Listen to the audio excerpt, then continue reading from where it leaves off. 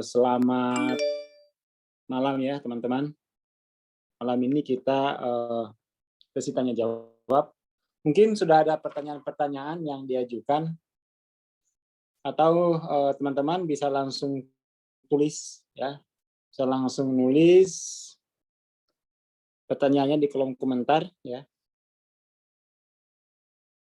Atau sudah ada pertanyaan belum ya? Pertanyaan belum ada yang masuk, Bang. Ini mungkin langsung live ya, mereka langsung bertanya di tempat. Siap. Mungkin silakan teman-teman mau interaksi atau mau langsung bertanya. Coba lihat dulu, udah ada pertanyaan belum ya?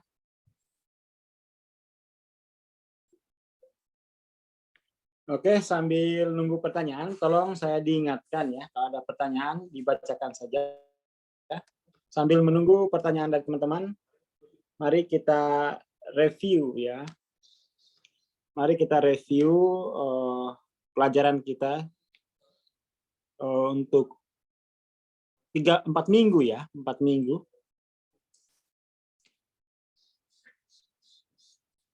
Seperti itu. Di minggu pertama kita membahas soal tentang perubahan ya. Tentang perubahan, dan di situ kita membahas soal perubahan itu ada 2 model. Ada perubahan yang sifatnya horizontal,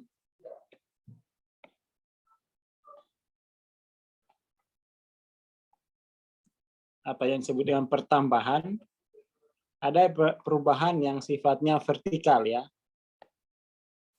Vertikal atau perkalian atau pertumbuhan gitu ya.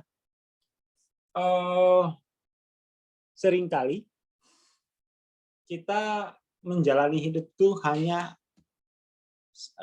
menjalani rutinitasnya ya. Jadi kehidupan yang sangat luas, kehidupan yang sangat kaya, kemudian kita dipadatkan hanya sebagai rutinitas.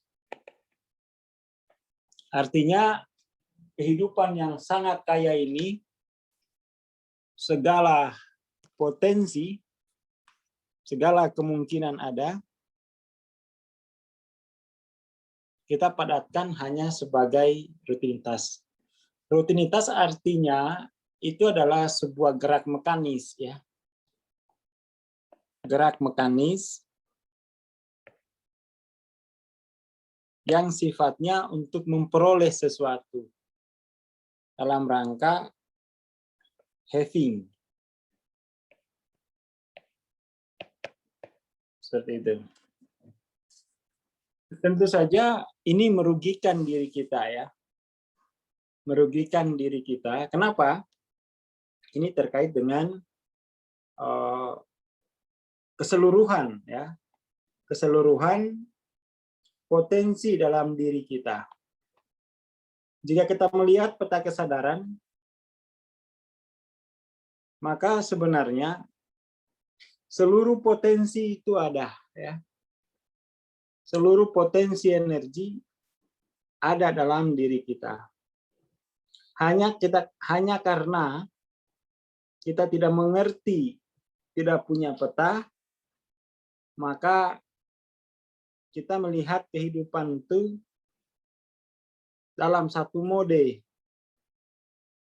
Tidak ada kemungkinan yang lain. Sudah ada pertanyaan belum ya? Ada satu pertanyaan, Bang, tapi pertanyaannya bertanya bagaimana cara mengukur level kesadaran seseorang. Oh, ini pertanyaan yang sifatnya teknis ya.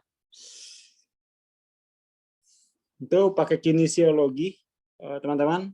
Untuk pengukuran level kesadaran itu bisa dipelajari ya di buku-buku David R. Hawkins, dan itu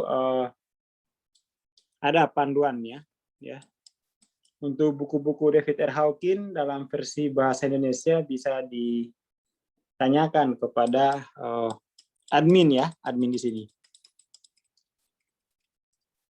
Seperti itu. Sambil nunggu pertanyaan, saya lanjutkan ya, saya review. Kebanyakan dari kita sehari-hari ya memahami kehidupan itu hanya sebagai rutinitas. Rutinitas itu artinya bahwa kita hubungkan dengan progresif kesadaran ya. Jadi orang yang menjalani rutinitas itu karena ya memahami dirinya, memahami diri atau makna aku atau dirinya itu atau batas terluar dari dirinya adalah kulit. Batas terluar dari dirinya adalah kulitnya. Orang-orang dengan tingkat kesadaran ini bahwa batas terluar dari diri saya adalah kulit, itu akan mengalami tekanan ya. Karena kehidupan yang luas kemudian menjadi sangat-sangat terbatas, hanya sebatas kulit. Kehidupan yang luas kemudian dimaknai batas terluar dari dirinya adalah kulitnya. Di luar kulit itu, di luar batas kulit, itu kemudian dianggap sebagai bukan dirinya, bukan orang lain. Dalam cara yang lain disebut sebagai pesaing atau sebagai musuh. Ya, itu yang having oriented. Banyak orang masih mengalami ini, apalagi ketika misalnya kita sakit. Ya, ketika sakit, maka tarikan sensasi mengarahkan seluruh perhatian kita kepada makna diri dalam batas terluar adalah kulit. Seperti itu. Itu yang kemudian tuh membuat kita sakit. Sakitnya lebih parah. Oke.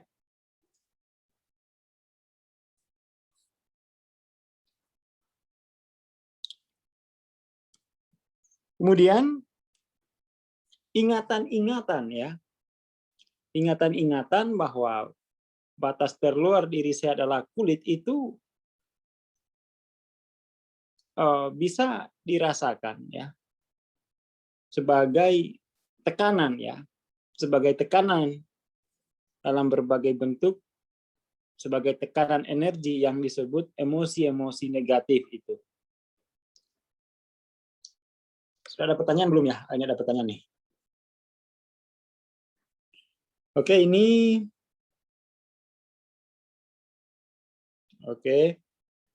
ini ada beberapa pertanyaan. Pertama dari Ayu ya. Bagaimana memahami diri bertumbuh atau bertambah?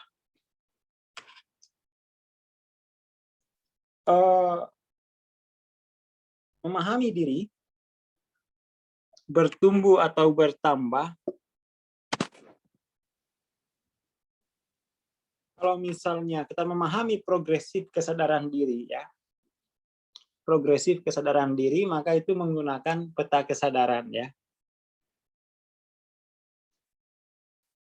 Tapi kalau misalnya kita menggunakan peta-peta yang lain, misalnya peta finansial, life mapping, misalnya peta yang lain itu kayak gini ya, kita bisa mengetahui levelnya.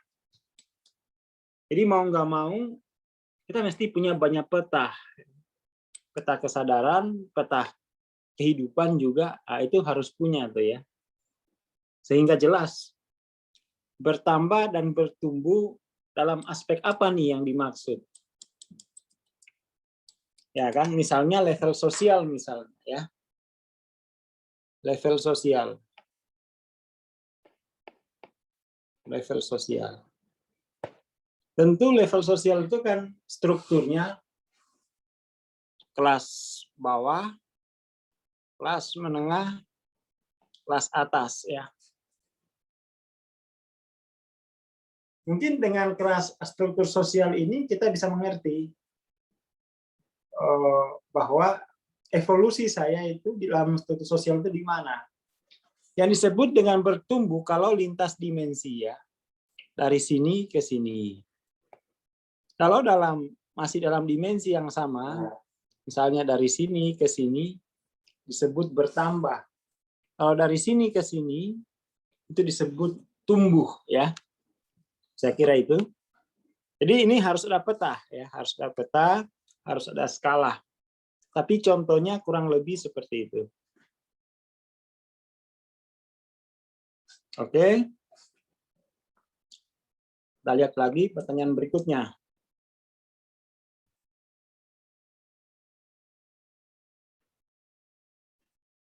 Oke, pertanyaan-pertanyaan yang tidak selesai di sini akan dijawab di ini ya, di acara-acara yang lain, di beda buku misalnya. Halo Mas Yamim, Mas Yamim ada nggak? Oh, nggak ada dia ya. Nanti bisa ditanyakan di event-event yang lain ya, di event-event lain.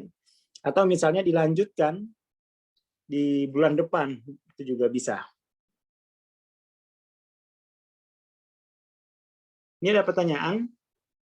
Jika diri terjebak pada level force, bagaimana cara cepat untuk melampauinya agar tidak lama berada pada dimensi yang lemah tersebut? Oke, kita jawab.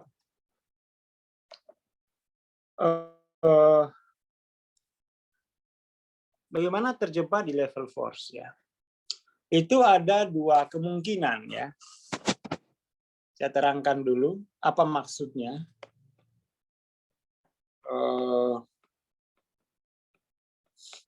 Bentar ya.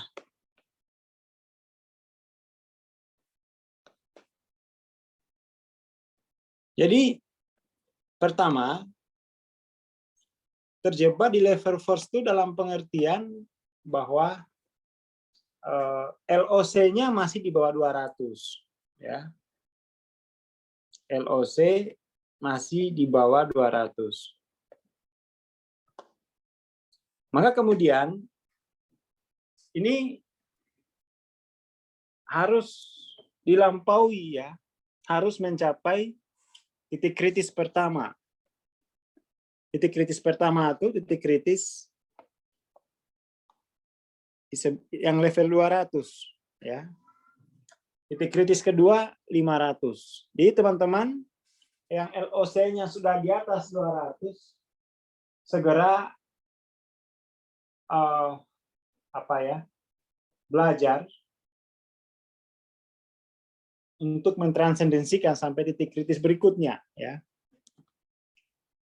Apa sih pertanyaannya mungkin begini. Kita mau belajar apa, Bang? Biar LOC kita itu naik. Ya kan? Kita mau belajar apa? Belajarnya di mana? Mungkin seperti itu. Secara umum memang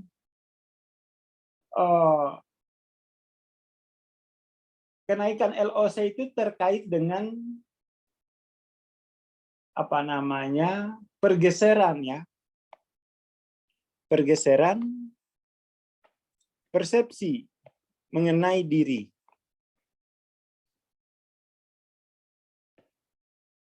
Pergeseran persepsi tentang makna aku ya. Kalau dimensi ketiga kan makna akunya itu batas paling luarnya kulit. Kalau dimensi keempat, batas terluar dari dirinya itu adalah dunia ya. Itu poinnya. Kalau dimensi ketiga,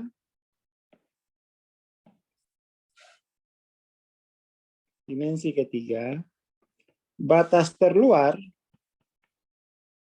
dirinya adalah kulit. Dimensi keempat, batas terluar dirinya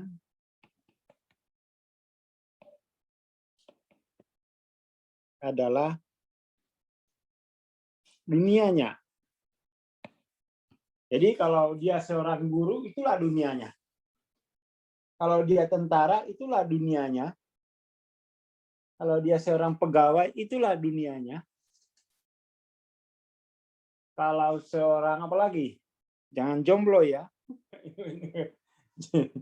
Jangan jomblo pokoknya. Kalau dia seorang pengusaha, itulah dunianya. Dan itu adalah batas terakhir dari dirinya. Batas terluar ya. Batas terluar. Sementara dimensi kelima, batas terluar dari dirinya adalah kehidupan. Nah, semua ini adalah soal evolusi kesadaran, evolusi persepsi mengenai diri. Belajarnya di mana? Nah, ini saya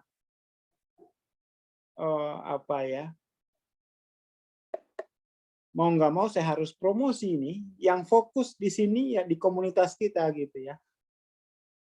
Di komunitas kita, saya belum mendengar ada komunitas yang ini ya, maksudnya itu komunitas belajar dalam pengertian semacam kita ini. Biasanya proses pergeseran persepsi mengenai diri itu kan terjadi dalam dunia spiritual ya, dalam praktik-praktik meditasi misalnya. Tetapi dalam pengertian ilmiah, dalam ilmiah itu lewat perkuliahan gitu ya, lewat transendensi itu baru memang di PCI gitu ya. Jadi untuk menggeser persepsi itu pertama-tama lewat pertambahan informasi. Ya, informasi ini yang kemudian tuh informasi ini harus dialami dan harus dimengerti. Informasi yang bisa dialami, yang dimengerti itu melahirkan pengetahuan. Nah, pengetahuan inilah yang memperluas konteks dari diri kita. Makanya kemudian tuh kita ya beda buku sekarang itu ada tanya jawab transendensinya biar ya dikit-dikit lah naik ya.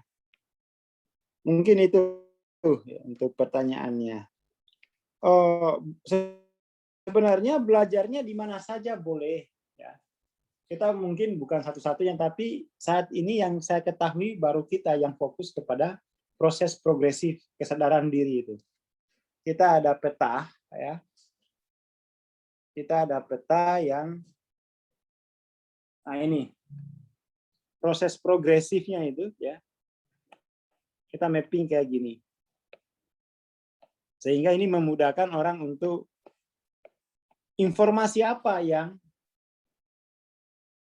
cocok buat jiwanya. Ya kan? Karena kalau informasinya terlalu tinggi, itu nanti tidak bisa dialami nanti informasi itu, apalagi dimengerti. Kalau nggak bisa dialami, kalau nggak bisa dimengerti, nggak akan menjadi pengetahuan. Artinya tidak akan ada transendensi. Saya kira itu ya Kak, kurang lebih begitu.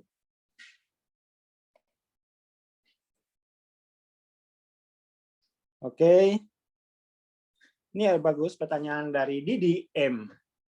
Bang, saya sering mengalami kebingungan. Pribadi saya kadang tidak suka dengan orang tua sebagai anak. Saya harus menghormati, gimana melampauinya gitu ya. Oke, ini kita jawab. Ini nanti kita jawab di akhir-akhir aja ya. Sekarang kita langkai dulu pertanyaan yang ini dari N Budi 631. Saya 2 kali menerima pekerjaan yang di luar skill saya dan saat itu kepingin diterima. Karena itu termasuk pekerjaan yang menurut saya besar nominalnya, sehingga ketakutan dalam diri saya gitu ya, keluarlah ketakutan. Pertanyaannya, apakah ketakutan itu bisa dihilangkan atau bagaimana caranya? Mari kita lihat tentang nature dari ketakutan.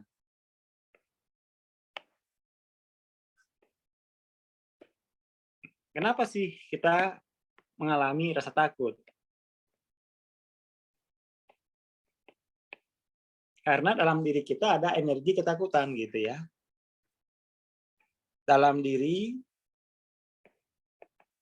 ada energi ketakutan. Energi ketakutan ini kalau terpicu, dia menjadi rasa takut. Lalu apa yang memicu energi ketakutan menjadi rasa takut? Satu, kesalahan, ya. Kesalahan. Yang kedua itu orang salah, ya, atau orang bingung. Itu bisa menyebabkan bisa memicu energi ketakutan menjadi rasa takut gitu ya. Jadi kalau misalnya kita sudah mengerti bahwa kita tidak punya kompetensi dengan bidang itu, maka keadaan semacam itu akan memicu energi ketakutan menjadi rasa takut. Solusinya bagaimana? Solusinya pahami keadaan itu ya. Kalau memang belum diketahui, ya di situ mesti harus diketahui kan. Jadi sebenarnya ketidaktahuan dan kesalahan itu keadaan yang bisa memicu energi ketakutan menjadi rasa takut. Solusinya bagaimana? Solusinya kembali kepada prinsip kebenaran ya. Kembali pada prinsip kebenaran. Yang kedua, soal ketidaktahuan berarti harus memiliki pengetahuan ya. Hanya ini solusinya. Jadi kebanyakan ketakutan rasa takut itu selalu kurang lebih dua ini pemicunya ya. Dua keadaan ini memicu energi ketakutan menjadi rasa takut. Jadi kembali kepada prinsip kebenaran dan kembali kepada pengetahuan. Itu kira-kira ya.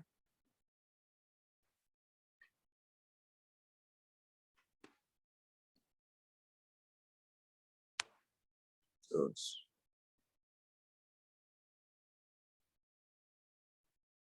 Oke, ini ada pertanyaan dari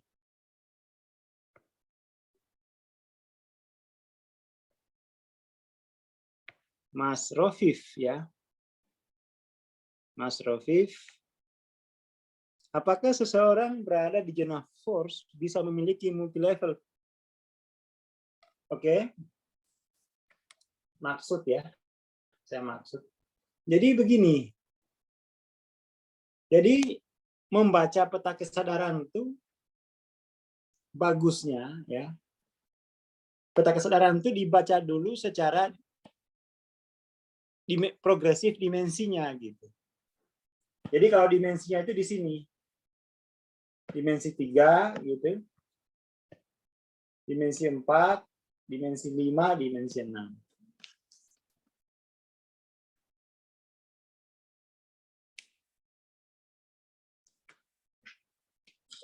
Kalau di dimensi 3, maka aktivitas jiwanya itu ya semua ini gitu ya. Semua. Kalau dimensi 3. Kalau dimensi keempat, sini, berarti aktivitas jiwanya semua ini dan yang ini. Jadi kalau yang dimensi 3, aktivitas jiwanya hanya ini saja yang dominan. Kalau dimensi keempat, ini ditambah ini. Ya. Kalau dimensi kelima, kemudian keduanya ini menjadi seimbang. Tidak akan terjebak pada yang level force itu. Dimensi kelima itu adalah keseimbangan, ya, mampu menyeimbangkan antara tarikan emosional dan tarikan nalar. Jadi seimbang otak kiri, otak kanan. Sebenarnya energi-energi lemah ini kan dia tidak masalah jika kita mampu menguasainya. Yang menjadi soal itu kalau dia energi lemah ini menguasai diri kita, itu persoalannya. Sehingga terjadi ketidakharmonisan, ya. Seolah-olah dalam diri kita ada perang Baratayuda. Perang antara nalar dan perasaan. Di dimensi kelima lah keduanya itu diseimbangkan. Kira-kira begitu. Oke.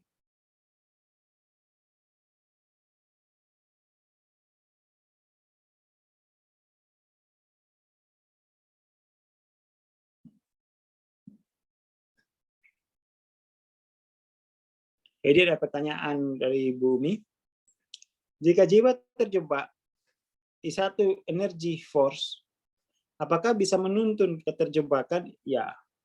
Biasanya ini kan ini ya, di energy force itu kan ada yang seperti ini. Kita bagi seperti ini.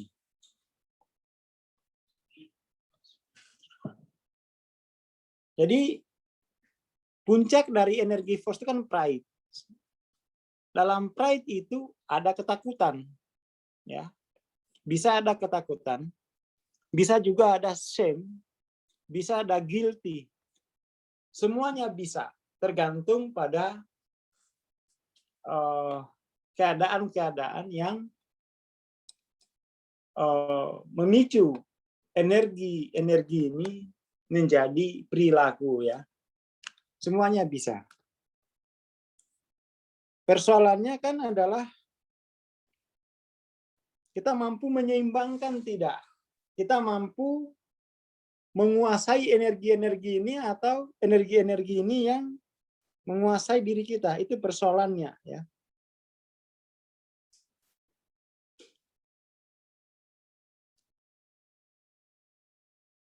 Seperti itu. Oke, ini waktu tinggal setengah jam.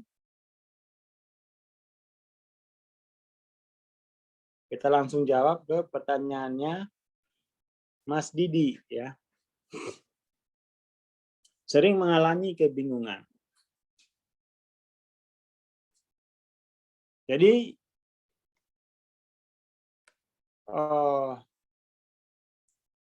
yang menarik itu adalah energi dari 125, ya. Energi 125, di mana dia sampai 125 itu kan sampai 145, ya. 145 ini frustasi. Frustasi itu kemudian meledak.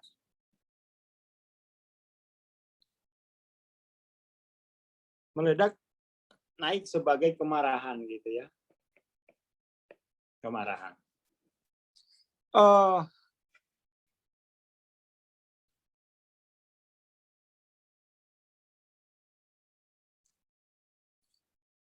Kita tidak kita melihat begini. Kita melihatnya kenapa kita menjadi frustasi, ya. Kenapa kita menjadi rentan? Persoalannya adalah karena definisi diri kita yang terbatas, menjadi mudah tertekan, gitu, ya. Persoalannya kalau ada masalah di sini maka harus transendensikan definisi diri. Batas terluar dari dirinya adalah kulit, maka jangankan sama orang tua, masakan agak asin dikit itu bisa memicu energi kemarahan menjadi amarah. Ya kan?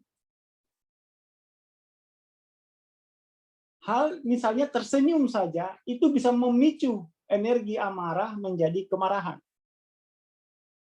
Energi kemarahan menjadi amarah. Karena memang batas dirinya itu sempit. Di siapa aja nggak muat gitu ya, gampang meledak, sumbu pendek, ya, kena angin aja nesu.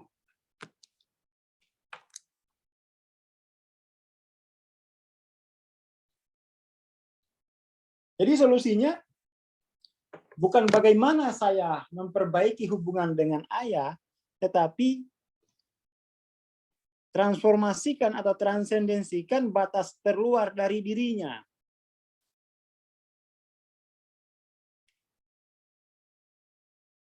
Setidak-tidaknya batas terluar dari dirinya adalah kehidupan. Maka kemudian energi lemah di dalam kehidupan maupun energi kuat itu adalah dirinya sendiri. Jadi dalam transendensi itu kita menggunakan prinsip non-dual ya. Prinsip non-dual bahwa kebahagiaan atau penderitaan itu bukan hasil transaksi dengan orang lain, tapi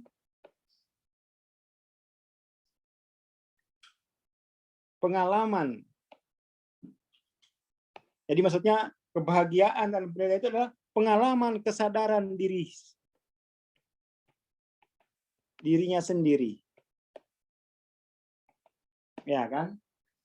Bahwa kebahagiaan, penderitaan itu bukan hasil transaksi dengan orang lain.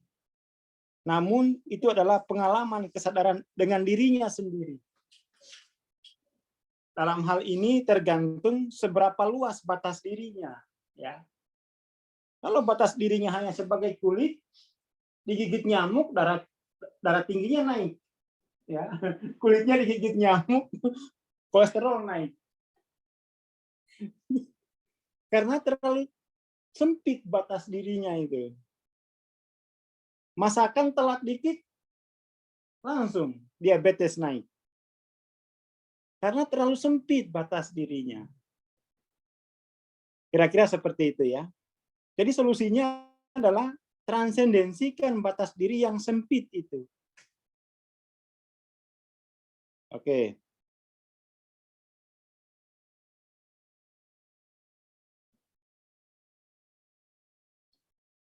Ini ada yang menarik. Semua orang tahu cara sukses. Semua orang tahu cara sehat. Namun malas melakukannya. Ya karena itu bukan dirinya. Ya. Jadi kalau batas dirinya itu adalah kulit dan tidak ada apa-apa pada kulit itu, belum sakit, buat apa olahraga? Nanti kalau sudah sakit, nggak bisa lagi olahraga, si malakama dia. Ya. Malas itu karena belum terjadi apa-apa pada dirinya. Makanya malas. Tapi kalau sudah terjadi, kepingin tuh. Tapi sudah tidak bisa. Jadi orang-orang yang malas olahraga, ya itu karena dia tidak mampu melihat potensi dirinya di masa depan, gitu ya. Dia fokus kepada fakta saat ini. Kalau saat ini nggak ada kebutuhan apa-apa, kenapa harus capek-capek? Ya kan? Jadi secara motifnya itu terbatas hanya pada fakta saat ini.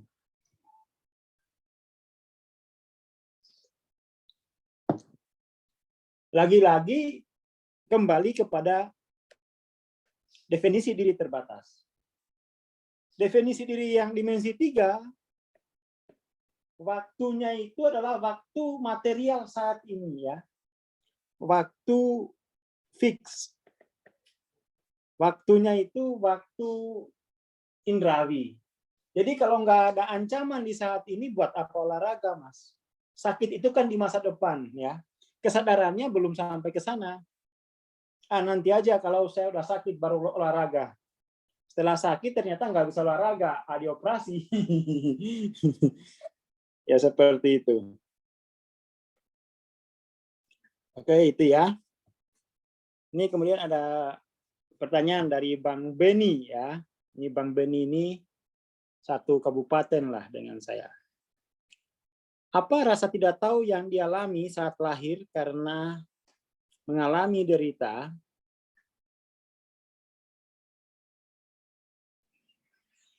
Oh.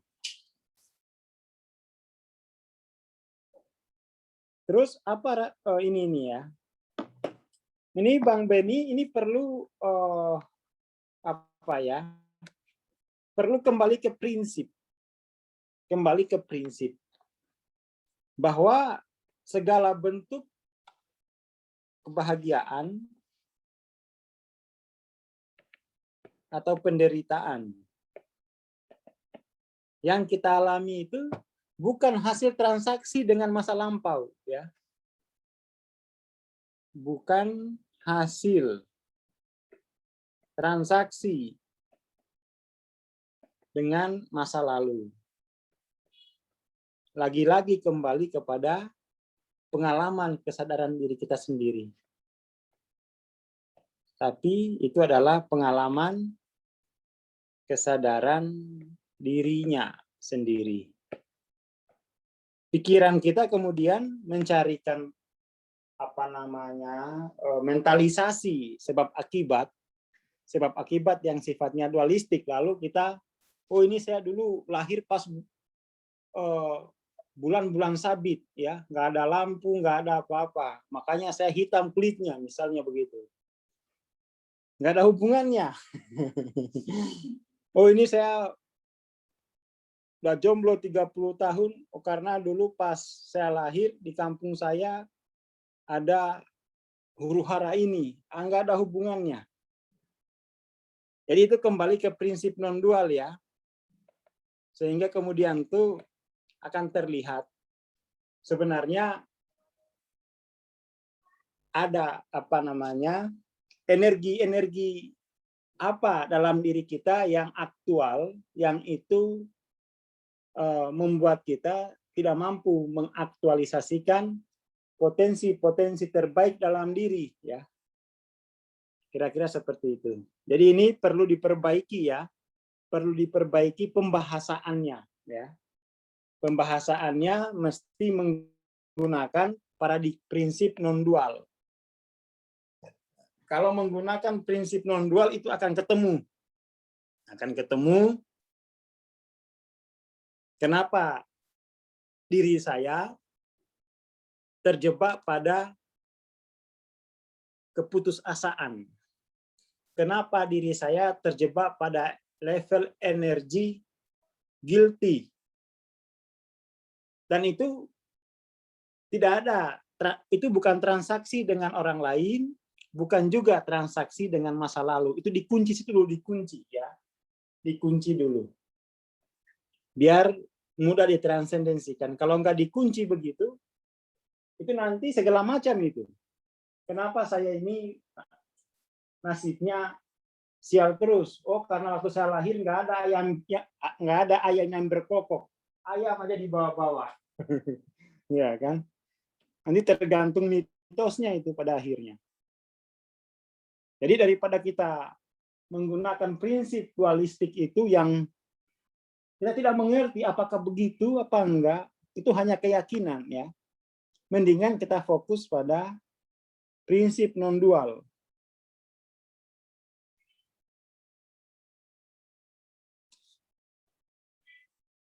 Non-dual sebab akibatnya itu sebenarnya bukan sebab akibat. Non-dual itu potensi aktual istilahnya. Jadi non-dual itu bukan sebab akibat, tapi potensial aktual ya. Oke. Siap. Jadi ini harus rapi dulu ya, harus rapi dulu. Teman-teman yang soal potensial aktual ini kan banyak kuliahnya ya. Kuliahnya itu tersebar di mana-mana tuh. Di acara Success is for You itu bisa diakses gratis, ya. Silakan diakses, ya. Terus kayaknya ini juga kan udah ya, kok ya. Membahas ini kan udah ya kemarin ya. Itu yang waktu itu di awal-awal ya? Ya di awal-awal ini. Tolong di ini lagi ya, tolong di simak lagi. Kuliah-kuliah tentang ini banyak, ya. Di buku Powerful, semua buku Hawking saya menjelaskan kuliah tentang ini karena ini prinsip dasarnya. Prinsip untuk menjelaskan pengalaman keseharian kita, untuk menjelaskan perilaku sehari-hari kita. Jadi ini harus dikuasai ya, harus dikuasai. Silakan dilihat rekamannya di awal-awal. Baik di kelas ini maupun di hampir seluruh kelas-kelas saya, itu selalu bahas itu. Dan lagi, ini udah habis ya.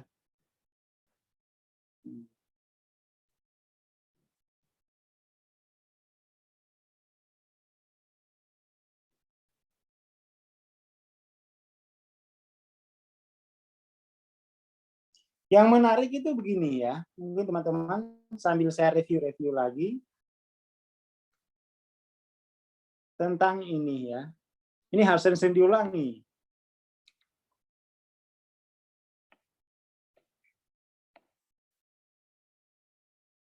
Ya ini kan dimensi ketiga ini. Dimensi ketiga itu batas terluar dari dirinya adalah kulitnya. Ini penuh masalah ya. Kesadaran individu yang tertutup, kesadaran egoisme itu akar dari penderitaan. Ya kan? Akar dari penderitaan. Di mana enggak ya. Disentuh dikit kulitnya udah main parang dia, udah main bom. Ya kan? Seperti itu. Kalau yang ini dimensi keempat, batas terluar dari dirinya itu adalah dunianya, ya. Dunianya. Ini kulitnya. Kalau ini kehidupan itu sendiri. Jadi kalau batas terluar dari dirinya adalah kehidupan, itu diomelin orang dia tidak sakit. Kenapa? Jiwanya besar. Bahwa omelan orang itu adalah representasi dari dirinya sendiri. Maka tidak sakit dia, tidak stres. Dia seimbang jiwanya, ya. Makanya tidak heran kemudian kehidupannya baik. Tidak heran hidupnya menjadi baik. Kenapa? Dia tidak rentan lagi. Dia menjadi mutmainah, ya. Jiwanya menjadi tenang. Jiwa yang tenang itu pasti kreatif, ya. Pasti kreatif. Jadi saya mendorong ke teman-teman, yuk evolusikan ya dari dimensi 3 ke dimensi 4, dimensi 4 ke dimensi 5. Cobalah pakai ilmu ini dulu ya. Fokus misalnya 1 tahun ya, 1 tahun saya mau naik Bang ke dimensi kelima. Biar kemudian tuh diri saya itu luas. Ketika dirinya luas, maka potensi dalam dirinya juga ikut luas gitu ya. Nggak hanya masa lalunya. Kan seperti itu.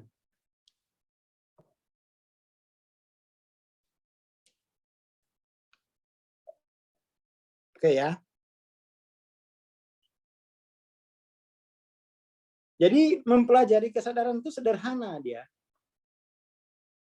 Belajarnya yang ya butuh waktu. Pokoknya dan itu terukur kita ya, terukur karena ada petanya. Pokoknya cari. Pastikan bahwa minimal batas terluar diri kita adalah kehidupan, bukan hanya dunia, bukan hanya kulit. Seperti itu. Tinggal teman-teman ini kan harus di mana belajarnya itu ya. Belilah buku-buku Hawking ya. Fokus. Seperti itu. Murah-murah kok. ikut terus kuliah-kuliah ini, ajak teman-temannya ya. Silakan. Terus ada lagi nggak pertanyaan nih?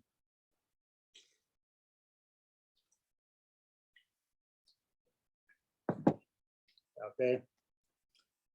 Kayaknya udah nggak ada ini ya.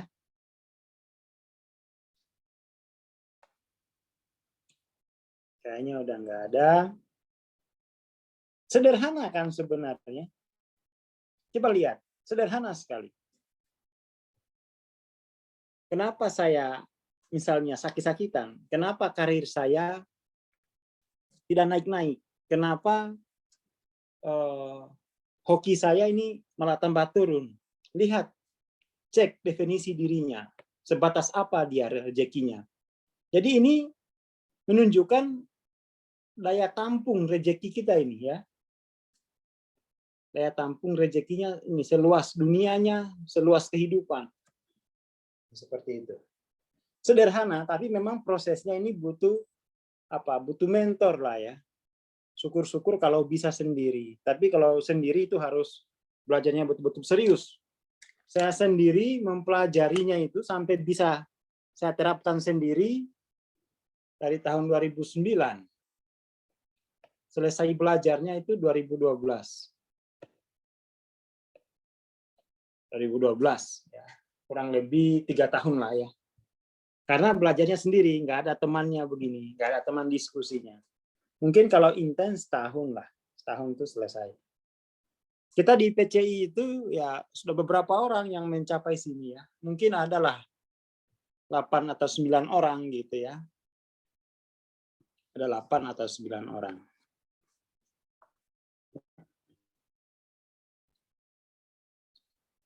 Oke, kayaknya udah nggak ada lagi pertanyaan ini. Oh, masih ada lagi. Nanti hubungi ke Kotoni ya. Kalau ini Ibu atau Mbak Caca mau misalnya lebih intens, itu bisa ikut kelas Success is for You, itu bisa diakses gratis ya. Bisa diakses gratis, acaranya Senin sampai Rabu. Senin sampai Rabu itu jam 7 sampai jam 9 kadang-kadang.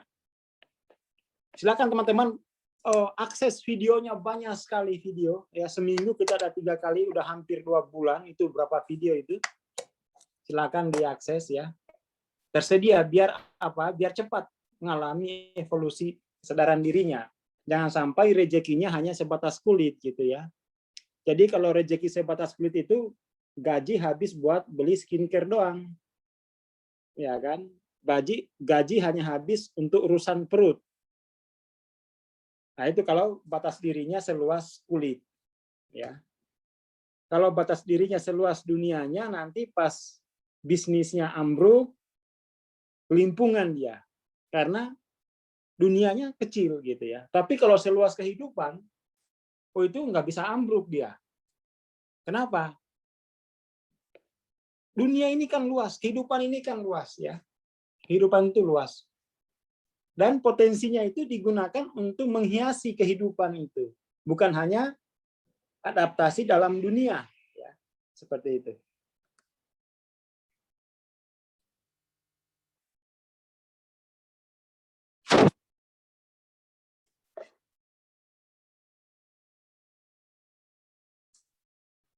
Oke ya, jadi ini simple sekali. Kalau teman-teman mau teori kesuksesan, ini aja. Dan ini hasil riset kan. Hasil riset 20 tahun lebih. Ya kan, 20 tahun lebih. Seperti ini. Mungkin itu aja dulu ya, udah mau jam 9 ini. Mau jam 9, prinsipnya sederhana ya. Kalau ditanya sama teman, apa sih peta kesadaran itu? Jelaskan saja dengan bahwa peta kesadaran itu sebenarnya itu tentang level dalam makna diri kita gitu ya. Maksudnya bagaimana? Batas terluar dirimu itu yang mana? Kulit, dunia, kehidupan. Nah, itu ada levelnya tuh. Kan selesai itu cara bacanya gitu ya. Batas terluar diri kita kulit, itu di bawah 200. Batas terluar diri kita adalah kantor kita, itu 400. Batas terluar diri kita kehidupan itu 500. Batas terluar diri kita semesta atau kosmos itu 600. Diri kita adalah keilahian itu 700. Simple ya. Dibikin simple aja. Oke, kira-kira itu. Terima kasih ya, teman-teman. Setidak-tidaknya malam ini ya kita bisa mengetahui jawaban yang simple tentang peta kesadaran ya. Nah, ini ada Mbak Sani ya. Lebih simple jawabnya. Ya, lebih simple. Terima kasih untuk malam ini ya. Nanti kita ketemu lagi minggu depan dengan topik yang lain. Selamat malam. Assalamualaikum warahmatullahi wabarakatuh. Waalaikumsalam. Terima kasih Bang Aswar untuk sharingnya malam ini. Ya, sahabat kelas, kita ketemu lagi minggu depan ya dengan tema rahasia manifestasi ya. Akan membahas tentang potensial dan aktual ya. Kita akhiri malam ini sampai di sini. Sampai ketemu minggu depan.